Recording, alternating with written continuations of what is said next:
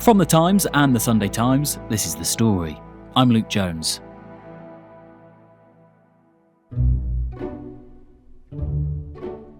I don't know quite how to describe it emotionally, whether it was heartwarming or horrible. What's your name, darling? My name is Susan Boyle. Okay, Susan, where are you from?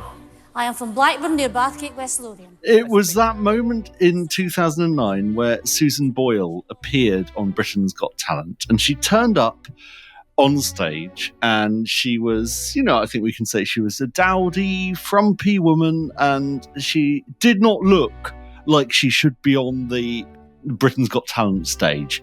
How old are you, Susan? I am 47. And that's just one side of me. And by this stage, we knew what the genre demanded. We knew that this was a stage in the contest where you had the hopelessly deluded people that we could laugh at. And here was another one of them. But of course, actually, the producers knew exactly what was going to happen, which is she had an incredible voice. And she stood up and she sang, and the world was wowed. I dreamed a dream in time gone by.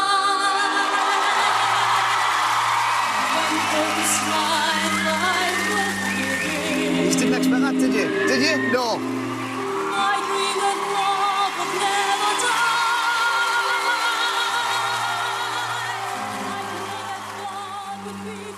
never die. And we loved it. Our expectations were subverted. What's astonishing is that we'd made this link at all. What possibly is it about someone having an unfashionable haircut, or being a middle-aged woman that thinks they can't sing? I mean, why would these two things ever go together? And I suppose that's what we're talking about. The way in which we impute all sorts of other stuff from attractiveness that really one shouldn't from this wholly arbitrary characteristic. But we did. And Susan Boyle was our wonderful lesson that perhaps if you want to put the positive spin on it, and that's not what I'm going to do, but if you want to put the positive spin on it, she showed us that beauty is skin deep and that one shouldn't judge a book by its cover.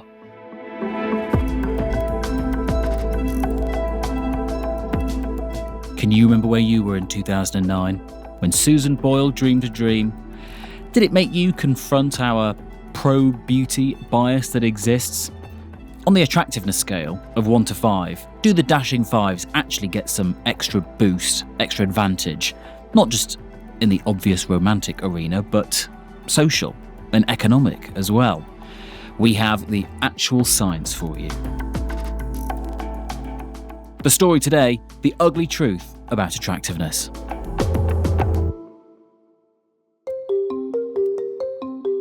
Can you introduce yourself, Tom? Who the heck you are and what you do? My name is Tom Whipple, and I am the science editor at The Times, and I am rated 3 out of 5 for attractiveness. That's all right, I'd take that. It'll do. Absolutely mediocre. When did you and why did you start looking at this? I mean, was this an assignment or was this an area of science that you sniffed out? This was an area of science I sniffed out. I went to the features desk and said, look, I think we should do something on the economics of attractiveness. It's something I've found increasingly fascinating. It's something that we snigger about. It's something that people think, oh, that's a funny thing to look at. But the more you look at it, the more serious it becomes. At a low level across society, our fortunes are determined by our looks in areas that don't have anything to do with our looks. And it is actually an area of study which has a name, which I'll let you say. It does. Pulchronomics. Pulchronomics. Within this, you need a measure of attractiveness, a scientific measure. So they've come up with this measure, which is the millihelen. Helen is the face that launched 1,000 ships. So the millihelen is Helen enough of beauty Troy to launch a single ship. Yes, Helen of Troy.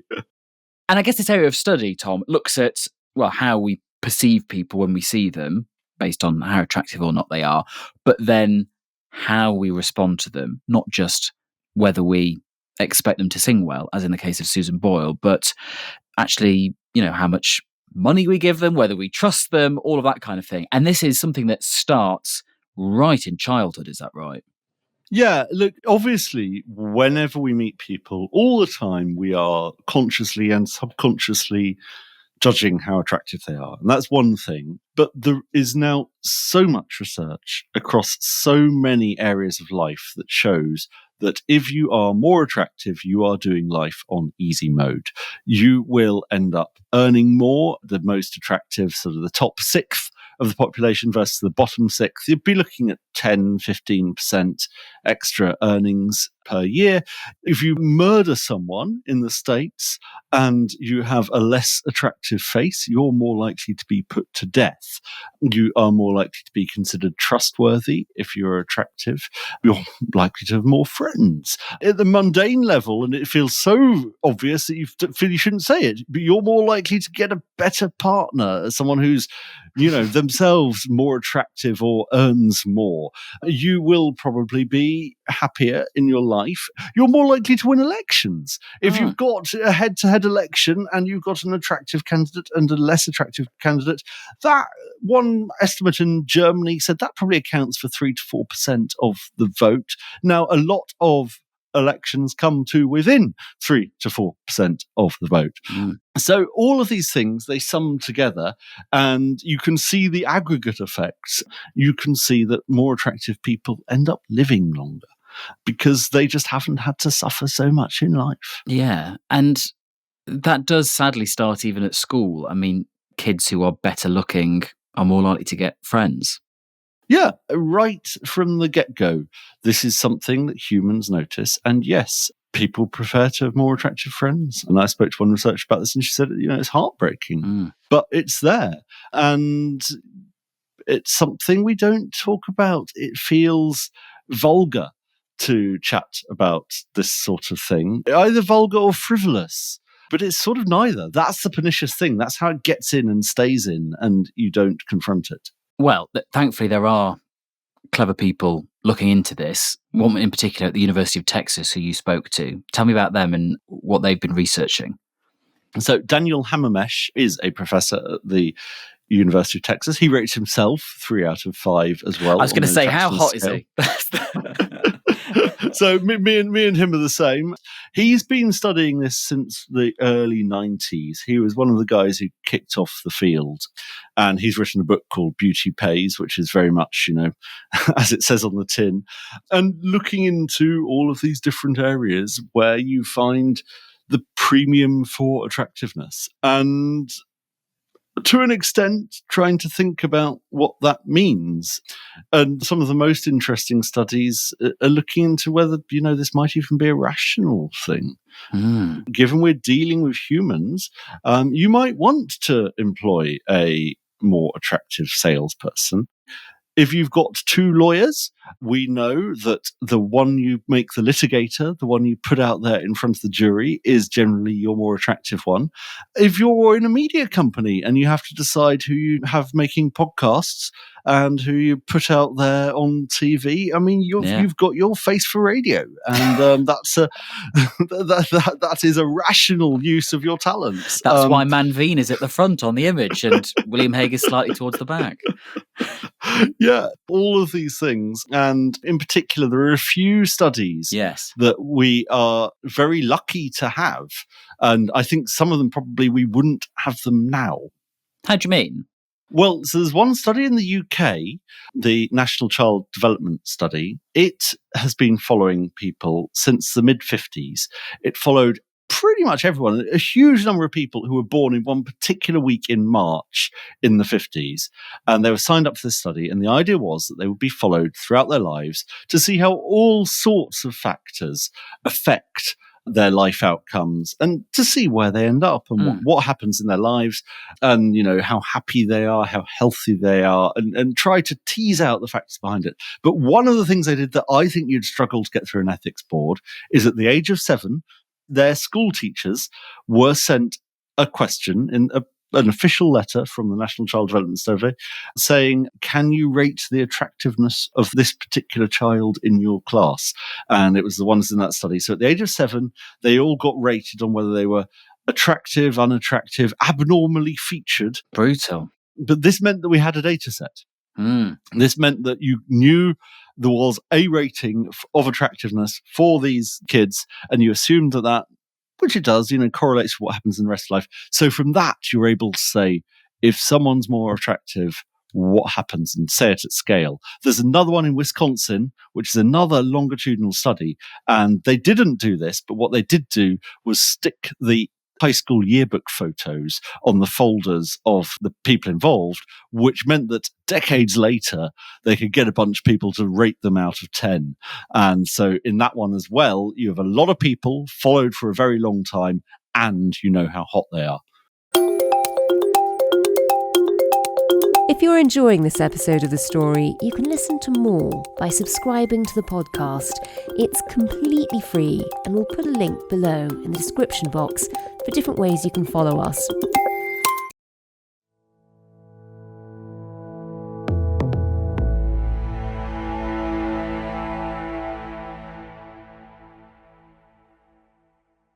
Tom, we've been discussing how hot people are and what it means for their life as they go forward, in opportunity, in pay, in how good a partner they get, and the rest. You were explaining this chap, Daniel Hammermesh from the University of Texas, who dug out this study from the 50s, this one that started here in the UK, the National Child Development Study, which has been looking at lots of different things, but as you're explaining, attractiveness, or at least appearance, was something that featured part of their studies. What did he do with that? He found the stuff that you'd imagine, that you're slightly happier and more satisfied in life if you are more attractive. But there's one particularly eye-catching finding that he found. And in fact, he gave to the Times exclusively. Because you charmed him with your devilish good looks. And so I'm going to start with how he got to it, because what you end up with sounds mildly offensive and fantastical. Ooh. But when you follow the chain of reasoning, you realize it's actually quite banal. So we know that if you're more attractive, you are more likely to earn more.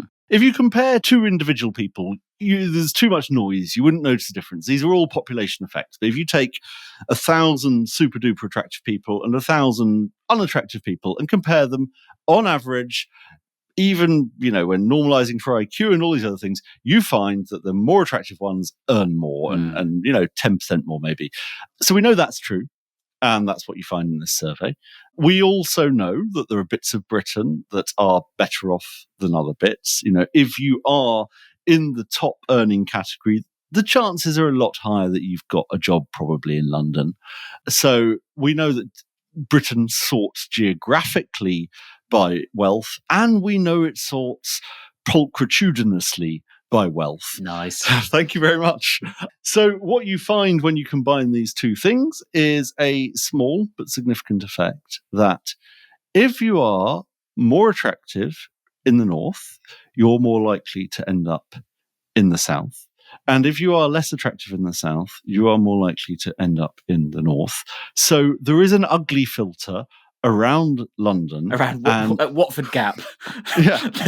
And it is sending its ugly to the north and plucking the ripest fruit from the north and taking them south. Incredible. And that is, just naturally happening. No one's consciously thinking about that. No, and I've got to be clear, it's not a huge effect. It's an effect across a population, and it is there, and it is clearly there in the signal, and it is naturally happening. It is a natural sorting, which is the absolutely logical consequence of our economy and what humans do when they're prejudiced towards beauty. Yes, I see. So a bit like there was a point during the Paris Olympics where some people online had got onto a ruse whereby they would set their location, as apparently you can do on Tinder and other apps, to different parts that you're not in, and they'd set their location to Paris so they could snag an athlete. You're saying we should all set our dating apps to the southeast because then we're likely to get a sort of hot high earner. Yeah, although the competition is harder. I mean, I should say I have a Welsh wife, but obviously I plucked her from Wales and brought her down towards London. Yes. Can we talk about the flip side of this? What about the uglies? Is there a negative bias towards them as much as there is a positive bias to the hot people? Yeah, there is. And we've oscillated between being serious and being silly, and there's something about this that people find funny. But if you actually chat to people or see the testimonies of people who are particularly unattractive, talking about how they go through life, you realize what an awful burden it could be. I came across this Reddit group called, r/ugly. It was a support group for people who just felt like the world didn't like seeing them. And some of this was probably in their heads in the sense that they feel so self-conscious, but a lot of it wasn't. And the things that they hated, things they really hated, were the bromides that we, the normals, say. The things like beauty is skin deep and beauty is in the eye of the beholder and all of this stuff. They considered just a way to fob them off when they knew what was happening to them. They knew that they weren't getting the romantic partners. They knew they were being treated differently. And people who were, really bitter and unhappy. And obviously they'd self-selected into this group. But there's one semi-scientific analysis of this. I spoke to a woman who's an obesity researcher, and she did two things. I spoke to her because she had done a study into Disney characters, and we can come back to that. But the obesity research she had done, she would speak to people about how they're treated socially when they're obese, which is obviously, a factor. It's something very much parallel to conventional unattractiveness. But the difference with obesity is you can become unobese, you can lose weight. And she said they all had this commonality of experience when they lost a lot of weight, where they realized it wasn't in their heads. They couldn't believe that society was treating them so differently now that they weren't fat. That's one of these sort of natural experiments where you can come out of it and say, yeah, there really is something in it. And now we live in a world with face-changing filters and the pressure of Instagram. So, if this is something that has been there forever, it's just going to get worse, isn't it? I think it's important to say that there's, as with everything, there's societal pressures and there's innate stuff. And the societal pressures are there and have always been there. So the Disney lady, who was an obesity researcher, she also wrote a paper on, it was on a philosophical concept: what is beautiful is good. Keats, truth is beauty, beauty truth. That is all you need to know. This idea that we allied these completely different characteristics, as we did with Susan Boyle, where we see one thing and think that must translate to another thing. We see beauty and think that must translate to goodness. And that's something that you see in psychological studies and all this. But she looked at Disney characters, and what you see is the most attractive characters are also the most good.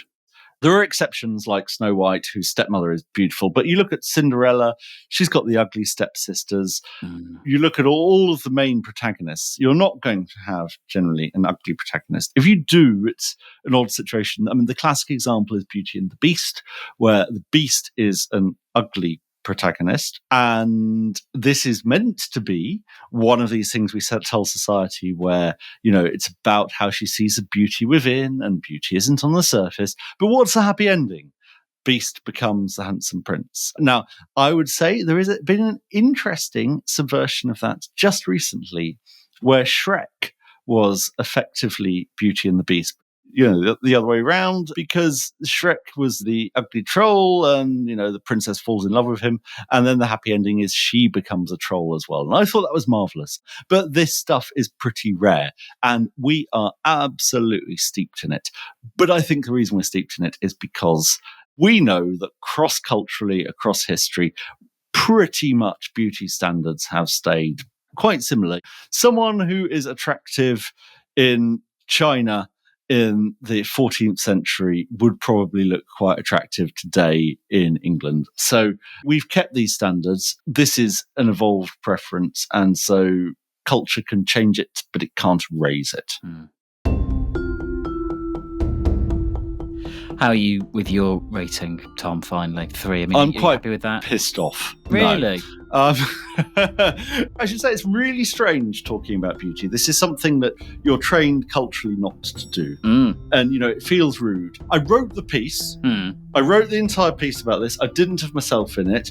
And then the features editor said, no, Tom, we need to know how attractive you are. Go back to Daniel Hammermesh and ask him to rate you. So I did.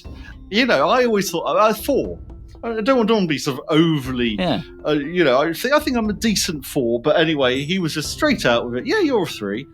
He didn't need to mull on it at all. No. Did you dress up for him? Did you do something with your hair before you got on the Zoom call? I mean, I should have, and I would have if I'd known. But I was so confident in my 4-ness that I didn't feel the need to. Tom, science correspondent, medium attractive man. Thank you very much.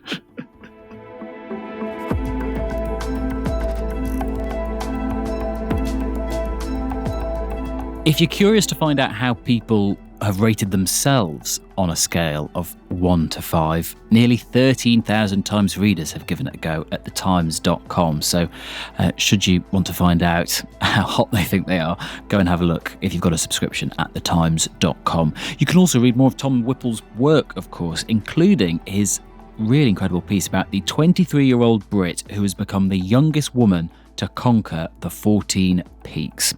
If you enjoyed this episode, send this along to a friend of yours, hot or not.